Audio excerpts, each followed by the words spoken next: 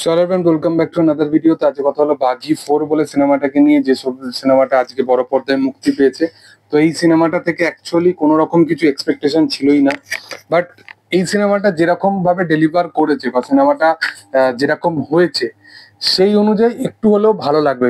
Actually তুমি যদি কোনো জিনিস একদমই কোনো কিছু এক্সপেকটেশন না রাখো এবং সেখান থেকে কিছু যদি ভালো কিছু ডেলিভার হয়ে যায়, একটু কিছু ভালো ডেলিভার হয়ে যায়, তো কোথাও গিয়ে সেটা দেখতে ভালো লাগে।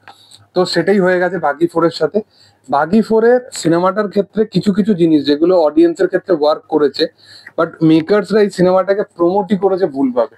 মেকার্সরা মানে টাইগার শ্রফের প্রতি বা এই সিনেমার কাস্টিং এর প্রতি অতটা ভরসা দেখায়নি। অ্যাকচুয়ালি এই সিনেমাটার মধ্যে যে জিনিসটা বেশি প্রচার করার প্রচেষ্টা করা হয়েছে সেটা হচ্ছে যে, যে জিনিসটা বেশি প্রচলিত এখনকার দিনে, এই যে অ্যানিম্যালের মতো ওই যে ব্রুটালিটি, বা কোথাও গিয়ে বিজিএম ব্যাকগ্রাউন্ড স্কোর ভালোভাবে ডিজাইন করা, সেই জিনিসগুলো থেকে অডিয়েন্সের মধ্যে অ্যাটেনশন সিক করতে হবে, সেই জিনিসের ওপর বেশি প্রচার করা হয়েছে। তো ট্রেলারটা দেখে যেটা তোমাদের মনে হবে, ট্রেলারটা একদমই বাজে। সিনেমাটা আলটিমেটলি কিছু জিনিস ভালো লাগবে, বাট ওভারঅল ম্যাক্সিমাম জিনিস এই সিনেমাটা খারাপ। এই সিনেমার মূলত যেটা পজিটিভ পয়েন্ট আছে, দু তিনটে জিনিস যেগুলো আমার লেগেছে অ্যাকচুয়ালি, সেটা হচ্ছে যে এই সিনেমার প্লট যেটা, সেটা মানে ফার্স্ট ইন্টারভেলের একদম আগে এই সিনেমার প্লটটাকে কাইন্ড অফ ভালোভাবে এক্সিকিউট করা হয়। এবং এই সিনেমাতে টাইগার শ্রফের পারফরমেন্স কিন্তু ভালো। টাইগারকে কিছু কিছু জায়গায় তাকে দেখতে ভালো লাগে, এবং মূলত কমেডি পোর্শন গুলোকে বাদ দিয়ে। এবং তাছাড়াও টাইগার ছাড়াও শ্রেয়াস তালপারে বা সৌরভ সাচদেবা, তাদেরকে কোথাও কোথাও দেখতে ভালো লাগে। এছাড়া এই সিনেমার মধ্যে আমার সেরকম এক্সট্রাঅর্ডিনারি কিছু লাগেনি।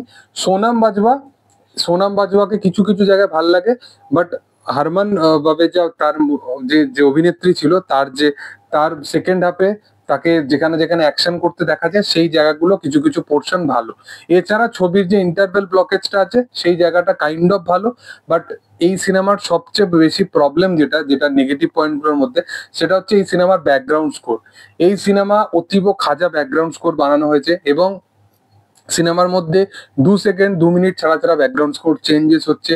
এছাড়াও এই সিনেমাতে সঞ্জয় দত্তর ক্যারেক্টারটাকে যেভাবে লেখা হয়েছে, এবং সঞ্জয় দত্ত সেকেন্ড হাফটা যেভাবে ধেরিয়েছে, মানে তার থেকে এগুলো এক্সপেকটেশন রাখা যায় না। এবং সঞ্জয় দত্ত কেরিয়ারের অনেক ছবি এরকম ভাবে বাজেভাবে সিনেমাগুলোকে পুরো একদম কেচিয়ে দিয়েছে। তো এই সিনেমাটাও সেই সিনেমার মধ্যেই মানে একটা সিনেমা। এবং সৌরভ সাচদেবা, তাদের মতো অ্যাক্টরকে বলিউড কিভাবে যে মেরে ফেলছে, এটাই হচ্ছে সবচেয়ে বড় উদাহরণ। মানে তাদের যে স্ট্যান্ডার্ডটা, মানে তাদের রিয়েল লাইফে তাদের সম্মানটা বেশি রিয়েল লাইফের থেকে। এবং শ্রেয়াস তালপারে এবং আরো দু তিনটে এরকম চরিত্র আছে, সেই চরিত্রগুলোর এক্সিস্টেন্স কি, তারা টাইগার শ্রফের সাথে কেন আছে, কি জন্য আছে, তাদের এক্সিস্টেন্স কি, এবং তারা কি করতে চাইছে, এগুলো কোনো মাথা ব্যথা নেই মেকারসদের তোমাদের বোঝানোর জন্য। এই হচ্ছে ব্যাপার। এছাড়া সেকেন্ড হাফটা এই সিনেমার একটা টর্চার, মানে নিজের জায়গায় একটা টর্চার।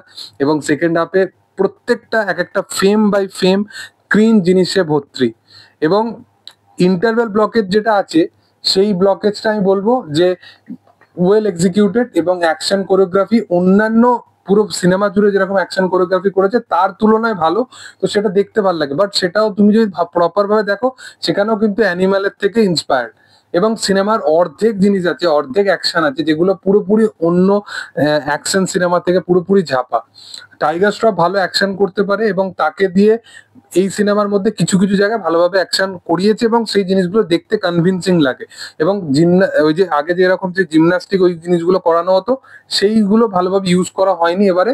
তো কাইন্ড অফ দেখতে ভালো লাগবে, বাট এছাড়া এই সিনেমাটার মধ্যে কিচ্ছু নেই। তো সিনেমাটা আমি বলবো না যে একদমই খারাপ রদ্দি সিনেমা, মানে পাতে দেওয়ার মতো নয়, তো সেরকমও বলবো না, বাট এরকমও বলবো না যে এটা খুব এক্সট্রাঅর্ডিনারি সিনেমা। হ্যাঁ, সিনেমাটা যেরকম জিরো এক্সপেকটেশনে তোমরা দেখতে যাবে, তো কিছু একটা ভালো ডেলিভার করবে। এছাড়া আর কিছু ভালো আমার মানে এই সিনেমাটার প্রতি বলার নেই। এবং কিছু কিছু টুইস্ট এন্ড টার্ন যেগুলো রাখা হয়েছে গল্পে, যেগুলো তারা অ্যাকচুয়ালি হাইড করে রাখার চেষ্টা করেছে, সেগুলো নিয়ে যদি খোলসা করে কথা বলা হয়, যেমন একটা উদাহরণ আমি দিয়ে দিচ্ছি, টাইগার এবং যে অভিনেত্রী তার অপোজিটে ছিল, তাদের কেমিস্ট্রি মানে এতটা জঘন্য, মানে কিছু বলার নেই। তো যাই হোক, আমার এটা একদমই পোষায়নি সিনেমা হিসাবে। বাট আমি বলবো যে জিরো এক্সপেকটেশনে যদি দেখতে যাও তাহলে কিছু হয়তো ভালো তোমাদের লাগবে, এটাই আমি বারবার বলছি। তোমাদের কি বক্তব্য অবশ্যই কমেন্ট সেকশনে জানাতে পারো। ভিডিও ভালো লাগলে অবশ্যই তোমরা লাইক করো, শেয়ার করো, সাবস্ক্রাইব করো চ্যানেলটিকে, পাশে থাকা বেল আইকনটা অবশ্যই প্রেস করে দিও। Thank you all, by.